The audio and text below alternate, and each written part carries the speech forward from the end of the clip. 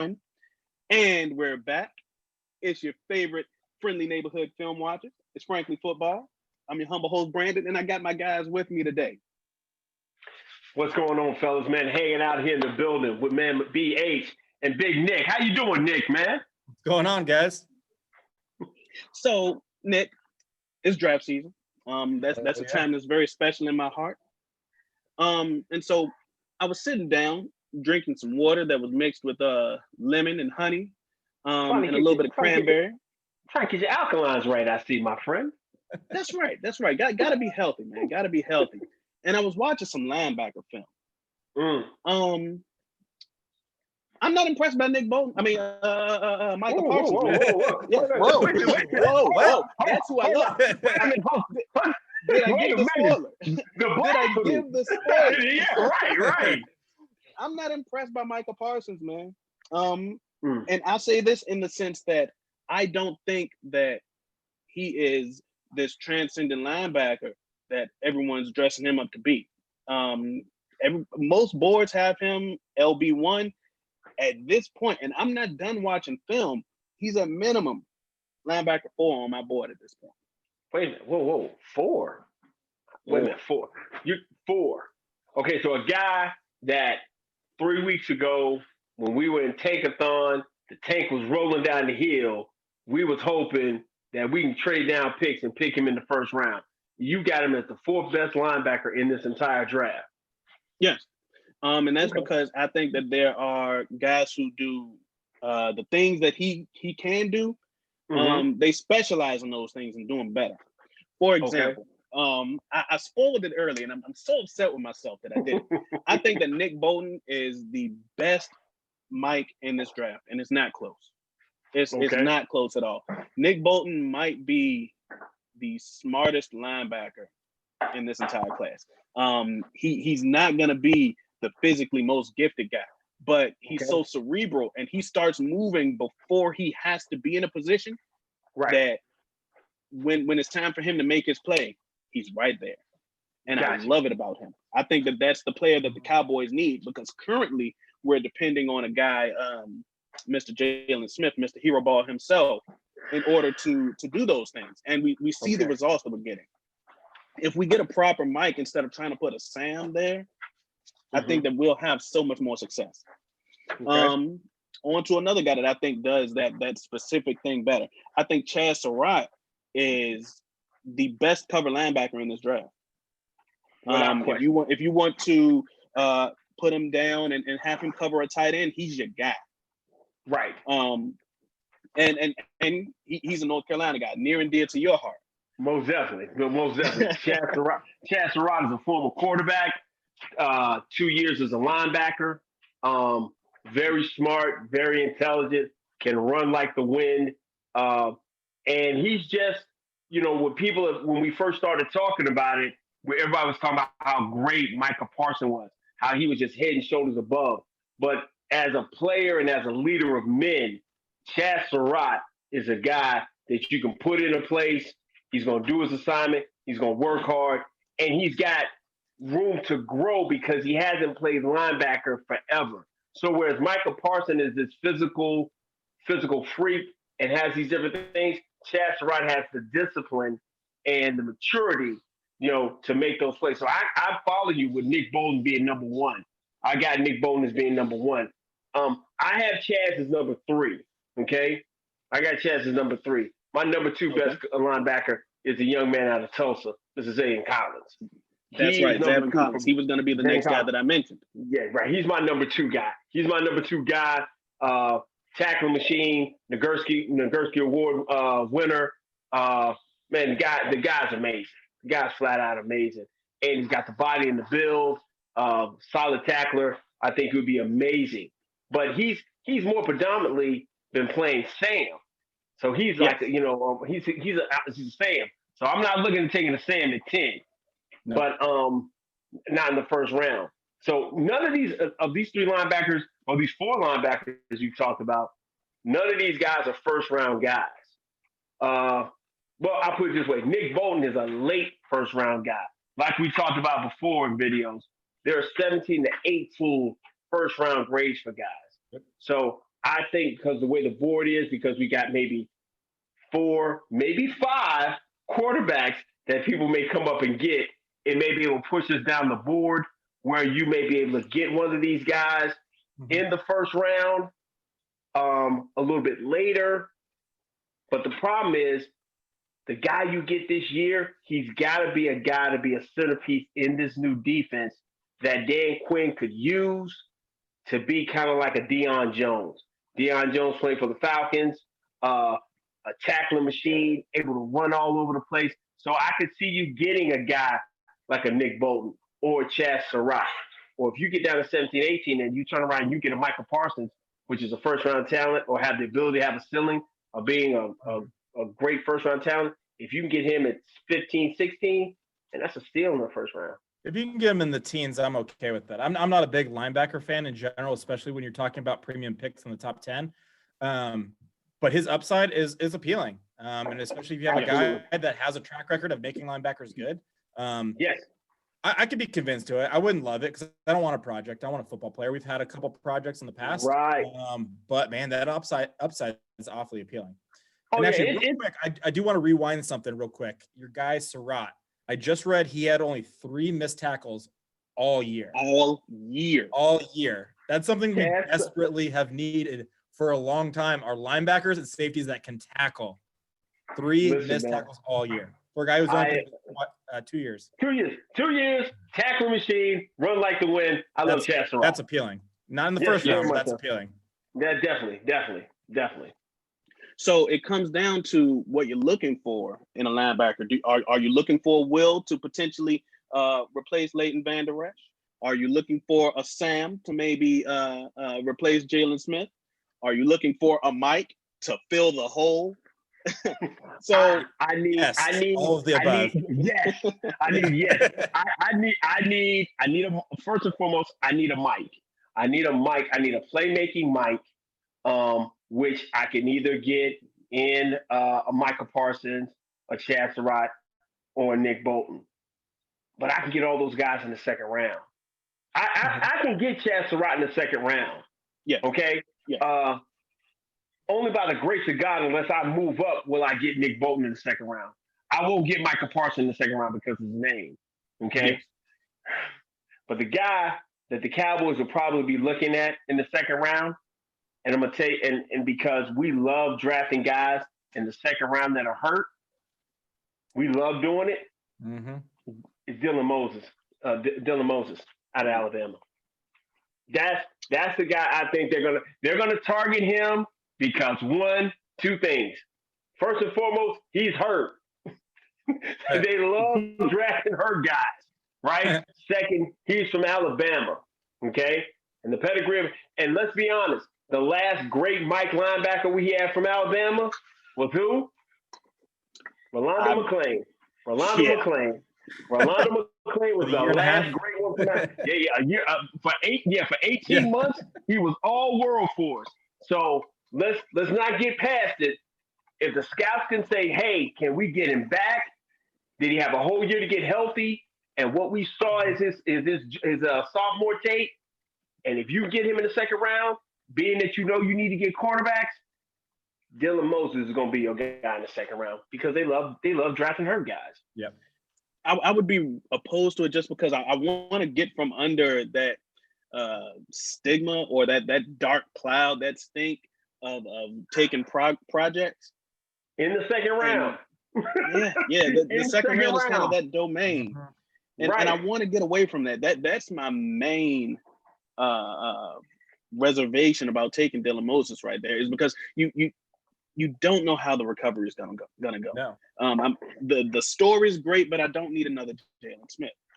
Listen, I understand what you want, but let me tell you what my GM loves more than anything else.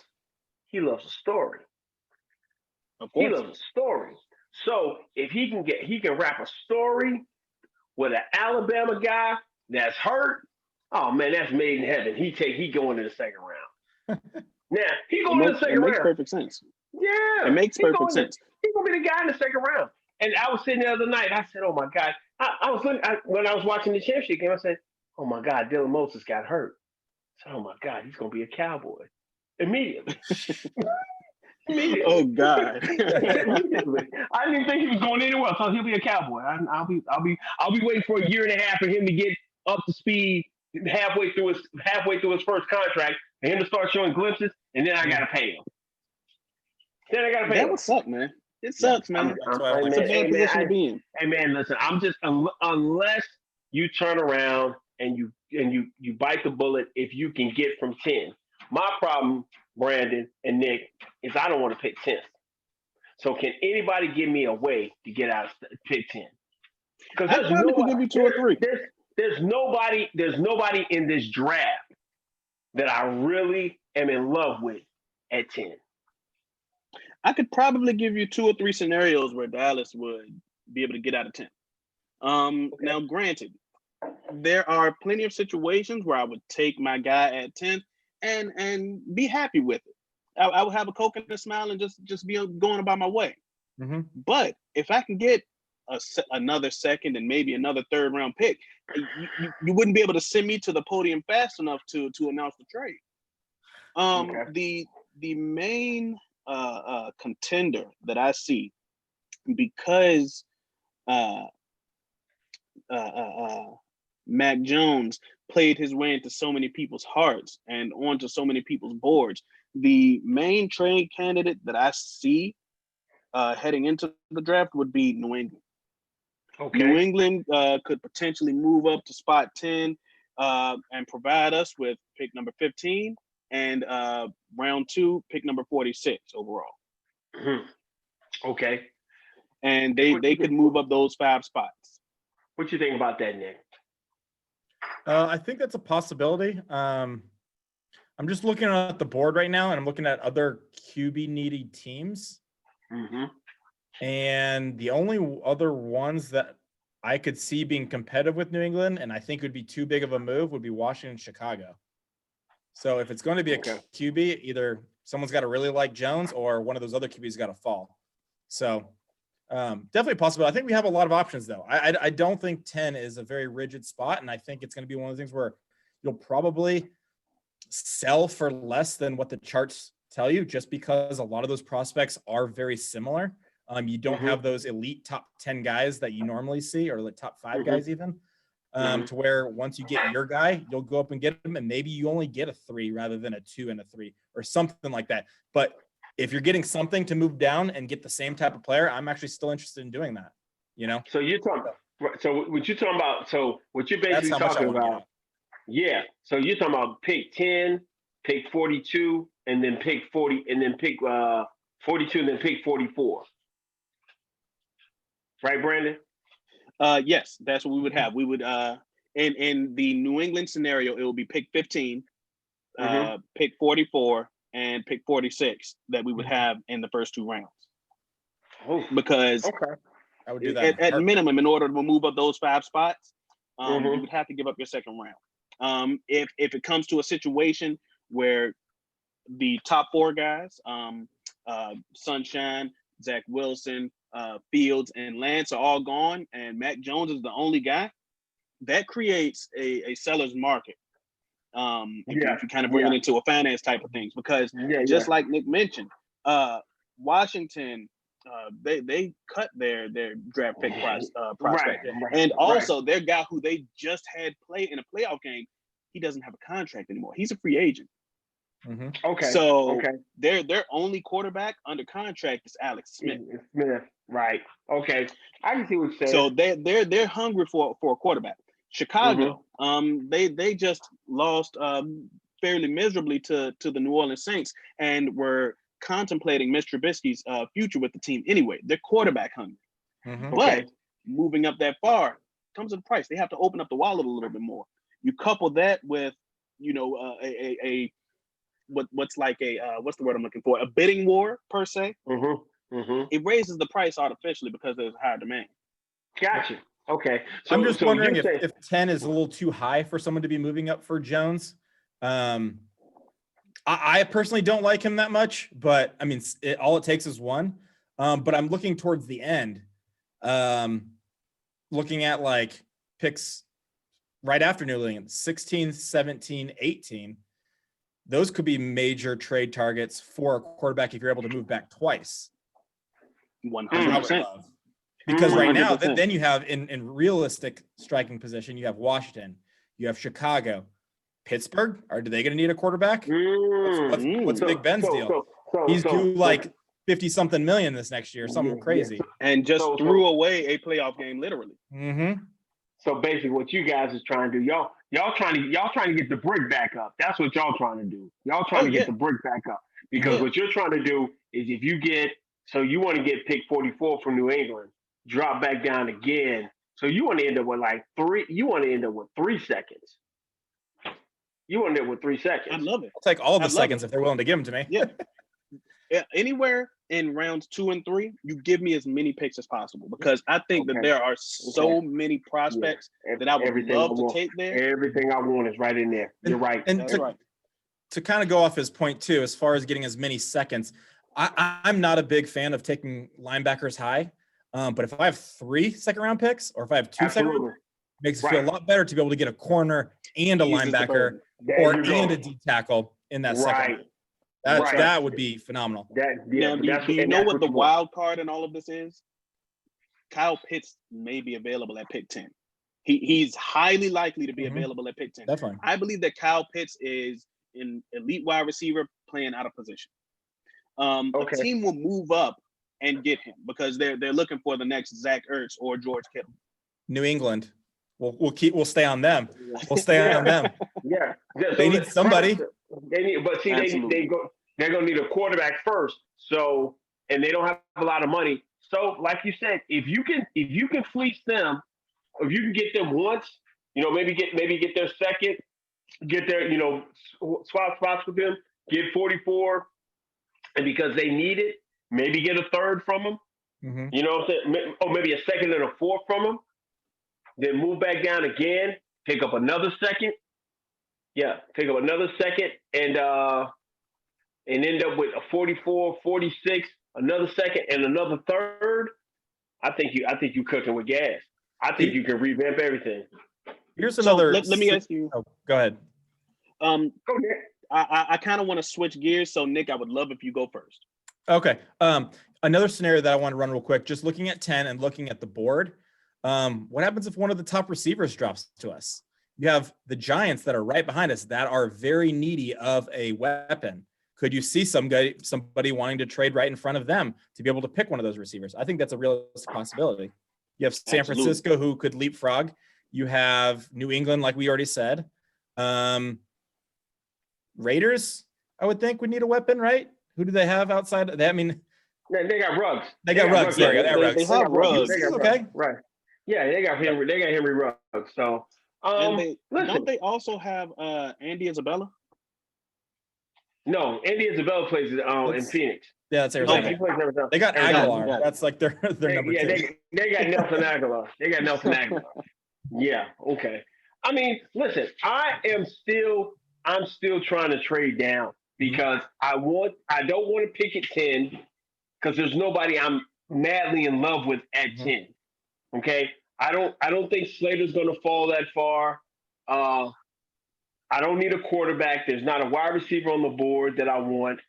I love Caleb Farley, but I think I'm really more in love with J.C. Horn than I am with Caleb Farley. Thank you, Chris. Thank you. Here's a situation that I kind of wanted to go to.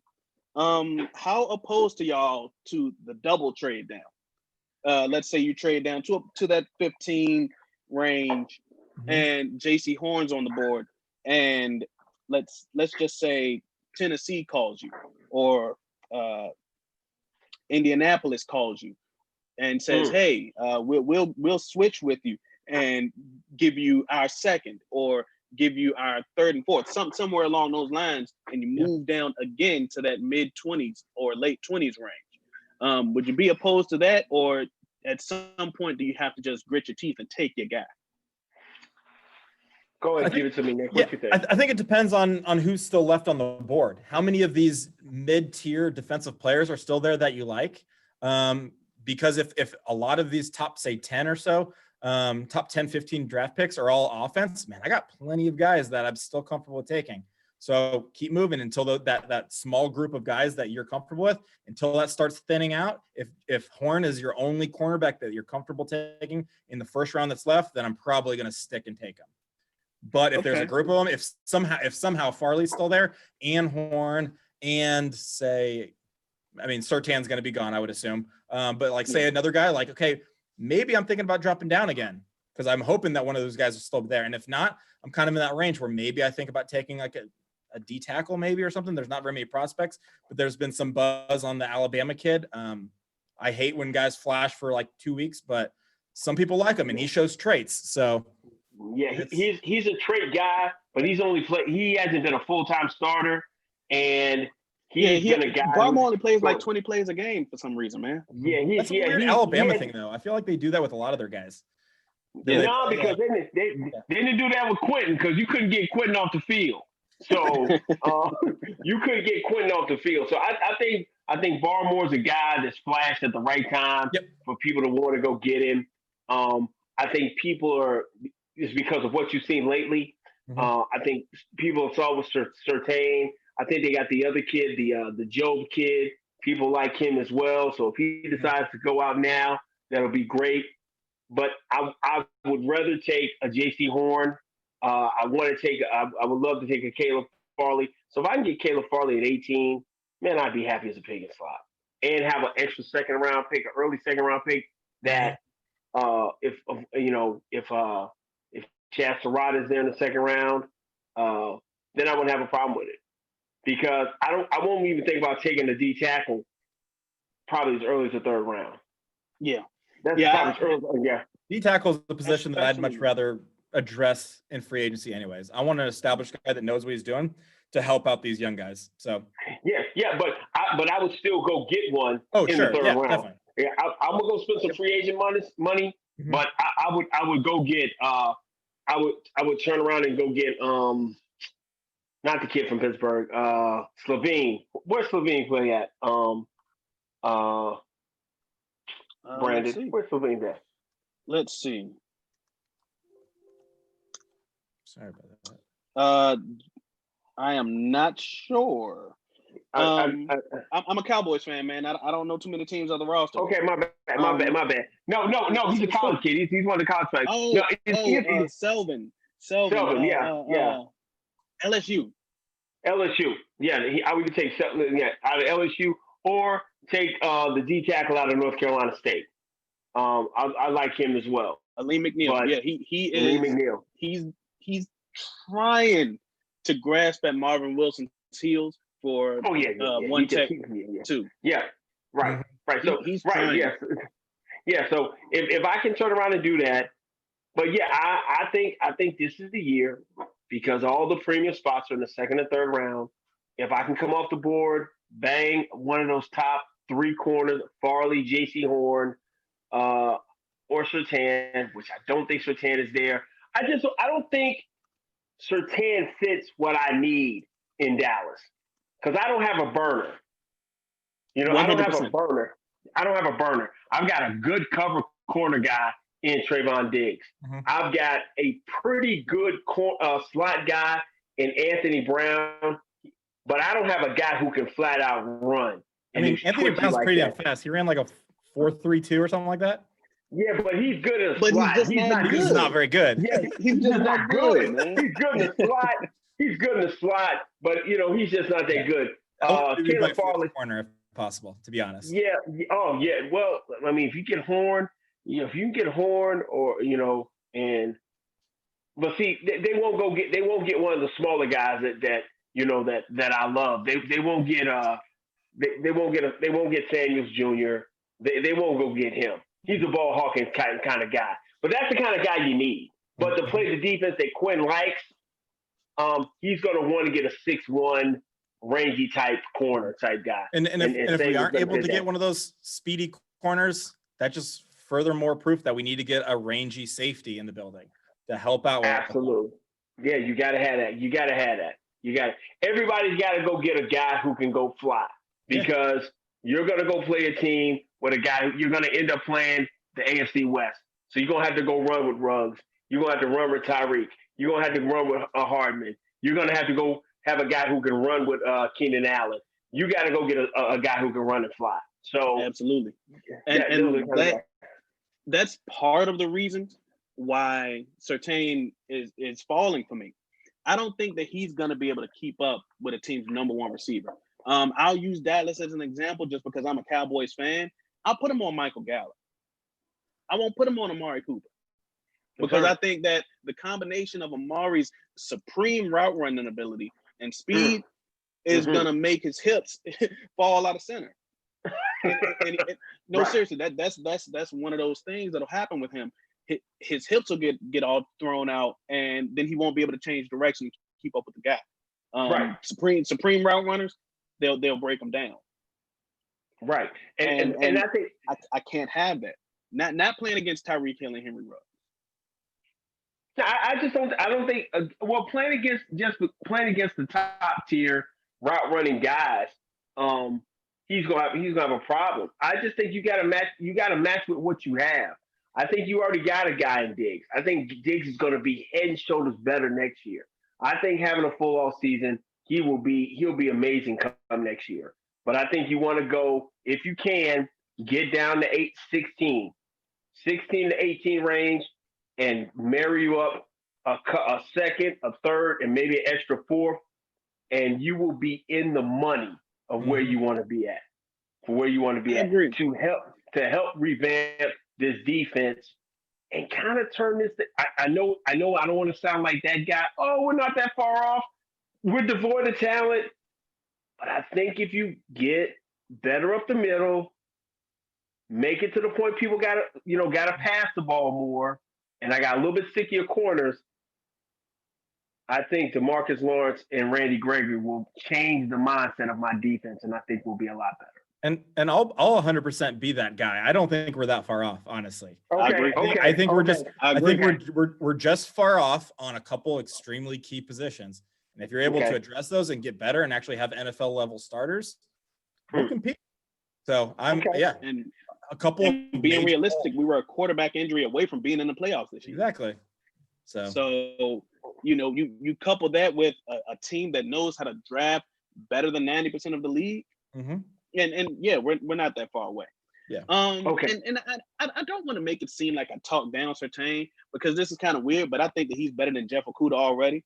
And Jeff Okudah got picked third overall. Whoa! Yeah, I'll say it. I'll say it. I think that today he is better than Jeff Okudah.